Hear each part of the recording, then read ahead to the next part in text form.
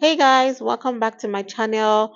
For today we're going to be doing a bridal look. Although at first I was a bit confused as to what exactly I wanted to do. I wasn't sure what bridal look I'll be creating, but then I decided, you know what, let's just go with the flow. And then I ended up doing a matte eyeshadow look. So if you're a makeup artist or you're a makeup enthusiast, you should definitely keep on watching.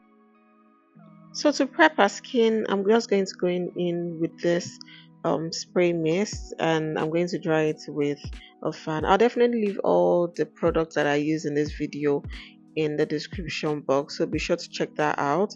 So right now I'm applying my moisturizer from Embryolisse. I recently just got this moisturizer and I'm obsessed with it. It actually just leaves the skin soft and moist, which I really love. So yeah, I'm just going to disperse this all around our face, like, and I'm going to be very generous with it. So you should definitely take your time to apply the moisturizer. I don't know, for some reason I actually skipped primer, but I use a primer from Elf Cosmetics, and now I'm going into foundation. For foundation, I'm using two different shades from I think from Slyvimak Cosmetics. Slyvimak Cosmetics is a Nigerian brand, by the way, guys. So I'm just going to apply this all over our face and use a damp beauty blender to furthermore, blend the foundation into our skin. So for contour, I'm going to go in with the Younger Beauty concealer. I'm not so big on cream contour, but you can always do whatever it is that you want. You can do the cream contour and also do the powder contour, but me, I'm more tilted towards the powder contour. So now I'm concealing a nose lightly. I'm not putting too much pressure on the nose because I don't want, like ash lines on the nose and all that. So yeah. I'm just going to also add a bit of blush here and there, just a little bit on her cheeks and a bit on her nose as well. Now to the main part. This is the concealing part where I get to conceal the bridge of her nose, under her eyes, her cupid's bow, her chin, and also her forehead. And I'm just going to blend it out. I use this concealer from Too Faced. Yeah, Too Faced concealer. I think warm sand. Yeah, I use it in warm sand, and I'm just going to conceal under her eyes. So for concealer, I always like to go into it twice. I like to do the first layer and also a bit like under her eyes, like that's for the second layer, if you get what I mean.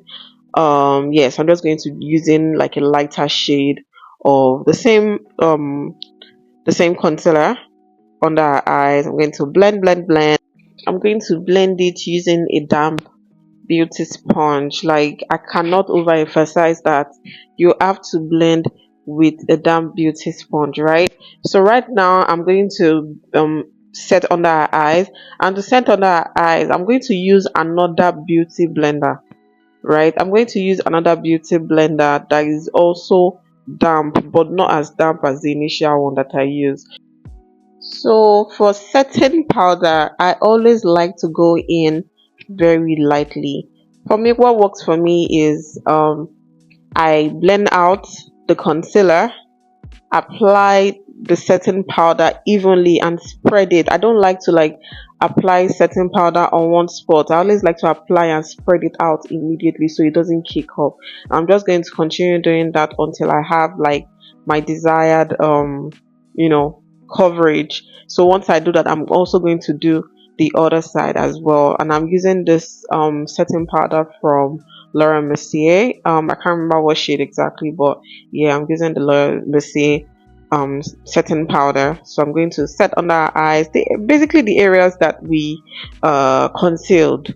So we'll be doing that very lightly. For the forehead, you have to go very lightly. Don't apply too much pressure, because if you apply too much pressure, the beauty sponge might just lift the foundation. I don't know if that has happened to you before, so you have to be very careful. Even as a professional, sometimes I guess scared and I just speak to the makeup before I start. I don't know, or I just talk to God before I start, because this makeup, guys, can always disappoint you. So you always have to be ready. Don't apply too much pressure. Just go in lightly with a very light hand all the time. Don't go in with too much pressure. So for the remaining part of our forehead, as you can see, there's a demarcation because I don't always like to apply foundation on a forehead all the way because I don't want it to stain the lace. I don't know if you understand what I mean, but I noticed that some makeup artists, especially makeup artists who have just started, whenever you start your makeup, you remove the band and then you apply foundation and then it stains the lace of the frontal. It kind of doesn't just come out nice at the end. So it's better for you to like leave the band on, finish up, and when you've gotten to the powder stage, then you can blend it out. I don't know if you get what I mean. With a small brush, you can always blend that with a small brush.